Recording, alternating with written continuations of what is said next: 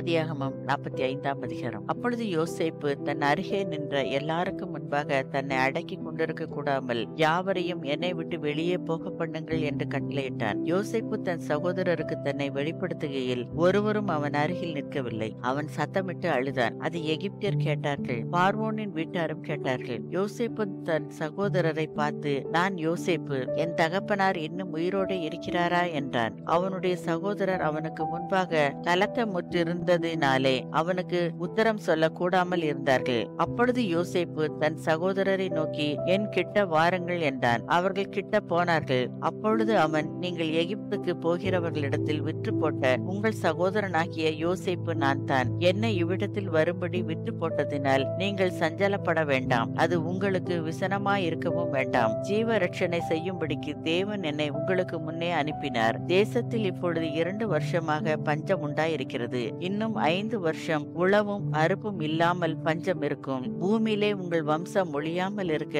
உங்களை ஆதரிக்கிறதற்காகவும் பெரிய ரட்சிப்பினால் உங்களை உயிரோടെ காப்பதற்காகவும் தேவன் என்னை உங்களுக்கு முன்னமே அனுப்பினார். ஆதலால் நீங்கள் அல்ல, தேவனே என்னை இவ்விடத்துக்கு அனுப்பி என்னை பார்வோனுக்கு தகப்பனாகவும் அவர் குடும்பம் அனைத்திற்கும் கர்த்தனாகவும் எகிப்து தேசம் முழுவதுக்கும் அதிபதியாகவும் வைத்தார். நீங்கள் சீக்கிரமாய் என் தகப்பனிடத்தில் போய், தேவன் என்னை எகிப்து தேசம் முழுவதுக்கும் அதிபதியாக வைத்தார், என்னிடத்தில் வாரும், தாமதிக்க வேண்டாம். நீரும் உம்முடைய பிள்ளைகளும் அவர்களுடைய பிள்ளைகளும் உம்முடைய ஆடு மாடுகளோடும் உமக்கு உண்டாயிருக்கிற யாவற்றோடும் கோசேன் நாட்டில் வாசம் பண்ணி என் சமீபத்தில் இருக்கலாம். உமக்கும் உம்முடைய குடும்பத்தாருக்கும் உமக்கு இருக்கிற யாவற்றிற்கும் வறுமை வராதபடிக்கு அங்கே உம்மை பராமரிப்பேன். இன்னும் 5 வருஷம் பஞ்சம் இருக்கும் என்று உம்முடைய குமாரனாகிய யோசேப்பு சொல்ல சொன்னான் என்று சொல்லுங்கள். இதோ உங்களோட பேசுகிற வாய் என் வாய்தான் என்பதை உங்கள் கண்களும் என் தம்பியாகிய பென்யமீனின் கண்களும் காண்கிறதே. எகிப்திலே எனக்கு உண்டாயிருக்கிற சகல மகிமையையும் நீங்கள் கண்ட யாவையும் என் தகப்பனுக்கு அறிவித்து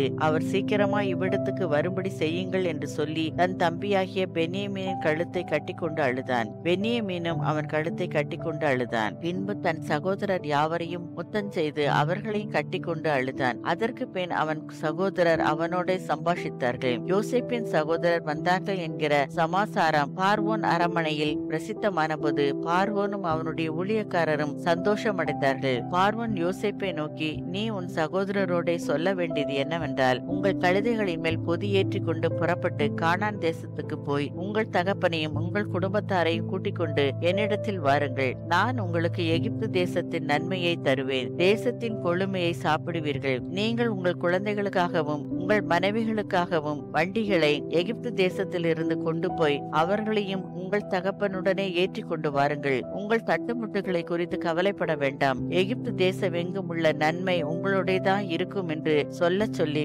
உனக்கு நான் இட்ட கட்டளைப்படியே செய் என்றான். இஸ்ரவேலின் குமாரர் அப்படியே செய்தார்கள். யோசேப்பு பார்வோனுடைய கட்டளையின்படியே அவர்களுக்கு வண்டிகளை கொடுத்ததுமன்றி வழிக்கு ஆகாரத்தையும் அவர்களில் ஒவ்வொருவனுக்கும் மாற்று வஸ்திரங்களையும் கொடுத்தான். பென்யமீனுக்கோ 300 வெள்ளிக்காசையும் 5 மாற்று வஸ்திரங்களையும் கொடுத்தான். அப்படியே தன் தகப்பனுக்கு 10 கழுதைகளின் மேல் எகிப்தின் உச்சிதமான பதார்த்தங்களும் 10 கோழிகை கழுதைகளின் மேல் தன் தகப்பனுக்காக வழிக்கு தானியமும் அப்பமும் மற்ற தென்பண்டங்களும் ஏற்றி அனுப்பினான். மேலும் நீங்கள் போகும் வழியிலே சண்டை பண்ணி கொள்ளாதிருங்கள் என்று அவன் தன் சகோதரருக்கு சொல்லி அனுப்பினான். அவர்கள் புறப்பட்டு போனார்கள். அவர்கள் எகிப்திலிருந்து போய் கானான் தேசத்திலே தங்கள் தகப்பனாகிய யாக்கோபின் இடத்தில் வந்து, யோசேப்பு உயிரோடு இருக்கிறான், அவன் எகிப்து தேசத்துக்கெல்லாம் அதிபதியாய் இருக்கிறான் என்று அவனுக்கு அறிவித்தார்கள். அவன் இருதயம் மூர்ச்சை அடைந்தது. அவன் அவர்களை நம்பவில்லை. அவர்கள் யோசேப்பு தங்களுடனே சொன்ன வார்த்தைகள் யாவையும் அவனுக்கு சொன்ன போதும் தன்னை ஏற்றிக்கொண்டு போகும்படி யோசேப்பு அனுப்பின வண்டிகளை அவன் கண்ட போதும் அவர்களுடைய தகப்பனாகிய யாக்கோபின் ஆவி உயிர்த்தது. அப்பொழுது இஸ்ரவேல், என் குமாரனாகிய யோசேப்பு இன்னும் உயிரோடு இருக்கிறானே, இது போதும், நான் மரணம் அடையும் முன்னே போய் அவனை பார்ப்பேன் என்றான் என்பதே. ஆமென்.